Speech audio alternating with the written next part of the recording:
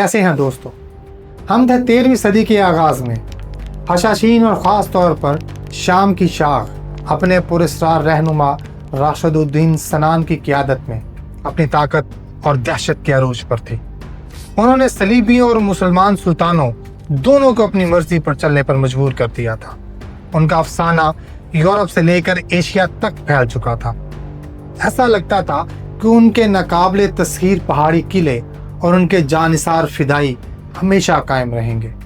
لیکن کوئی بھی طاقت ہمیشہ قائم نہیں رہتی.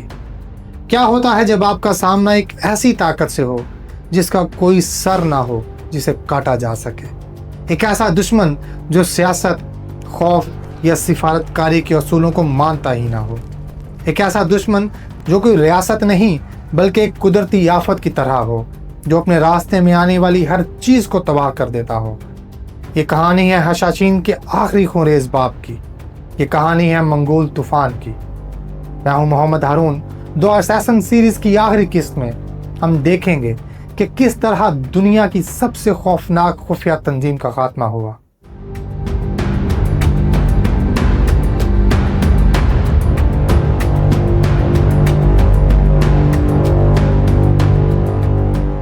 حسن بن صبا اور راشد الدین سنان جیسے عظیم اور کرشماتی رہنماؤں کے بعد الموت اور مسیاف کے قلعوں میں آنے والے ان کے جانشین اس پائے کے نہیں تھے. ان میں کچھ کا جھکاؤ فوجی اور سیاسی حکمت عملی سے زیادہ مذہبی فلسفے کی طرف ہو گیا. انہوں نے خود کو ظاہر امام قرار دینا شروع کر دیا جس سے ان کی اپنے پیروکاروں میں بھی اختلاف پیدا ہونے لگے. وقت کے ساتھ ساتھ ان کی دہشت کا اثر بھی کم ہونے لگا. سلجوقی سلطنت ٹوٹ چکی تھی اور نئی چھوٹی چھوٹی ریاستوں کے لیے کسی ایک رہنما کا قتل اتنا بڑا دھچکا نہیں ہوتا تھا.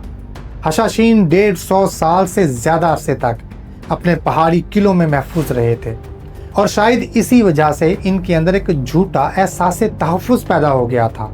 وہ اپنی الگ تھلگ دنیا میں اس قدر مگن تھے انہیں اندازہ ہی نہیں ہوا کہ مشرق بعید سے ایک ایسا طوفان اٹھ رہا ہے جو پوری دنیا کو اپنے لپیٹ میں لینے والا ہے. اور یہ طوفان تھا منگول. چنگیز خان اور اس کی منگول فوج کا یہ طوفان بالکل ایک نئی قسم کا تھا. یہ بالکل مختلف قسم کے فاتح تھے.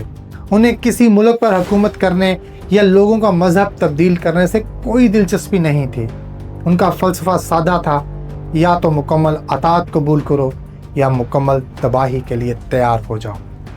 ان کی فوج ایک بے رحم، منظم اور ناقابل شکست جنگی مشین تھی.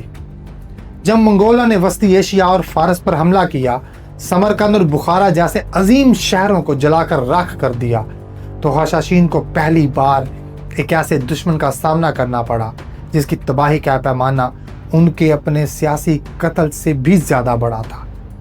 پھر آیا چنگیز خان کا پوتا ہلاکو خان. اسے اس کے بھائی عظیم خان مونگے نے ایک مشن پر بھیجا. وہ مشن تھا پورے مشرق وسطیٰ کو فتح کرنا، اور اس کے راستے میں دو سب سے بڑی رکاوٹیں تھیں. ایک بغداد میں بیٹھی عباسی خلافت اور دوسرے ایران کے پہاڑوں میں چھپے نظاری اسماعیلی شیعہ یعنی حشاشین. منگول حشاشین کو اپنے تجارتی قافلوں اور سفیروں کے لیے خطرہ سمجھتے تھے اور اس کانٹے کو ہمیشہ کے لیے نکال دینا چاہتے تھے. 1256 میں ہلاکو خان نے ایک بہت بڑی فوج کے ساتھ حشاشین کے مرکز قلعہ الموت کا محاصرہ کر لیا.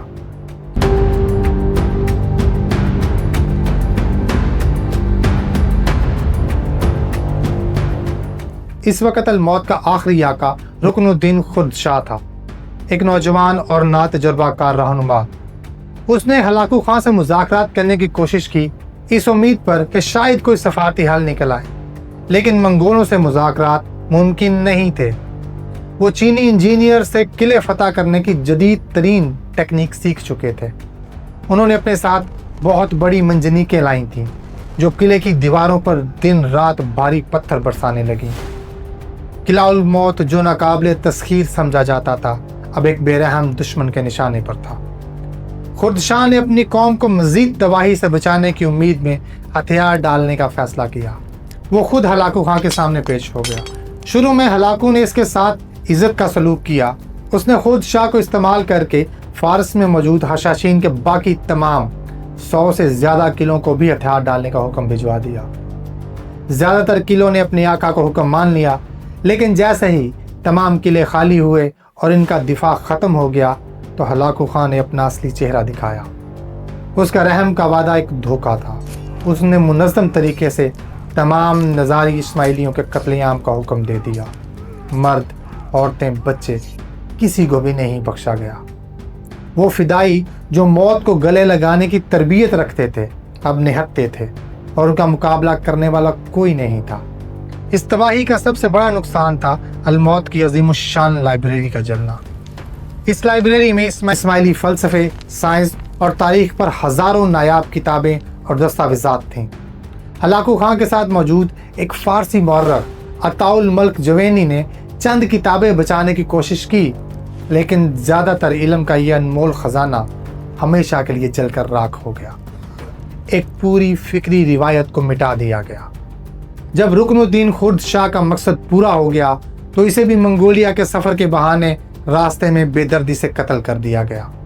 फ़ारस में तो हशाशीन का खात्मा हो गया, लेकिन शाम में इनके किले अभी भी बाकी थे। वो मंगोलों के पहले हमले से तो बच गए, लेकिन इनका इंजाम मिस्र के ताकतवर ममलूक सुल्तान बहरबस के हाथों हुआ। बहरबस ने एक एक करके इनके तमाम किलों पर कब्जा कर लिया और 13वीं सदी के आखिर तक हशाशीन की सियासी ताकत हमेशा के लिए ख़त्म हो गई। लेकिन दोस्तों, एक रियासत को तबाह किया जा सकता है, लेकिन एक अकीदे को नहीं।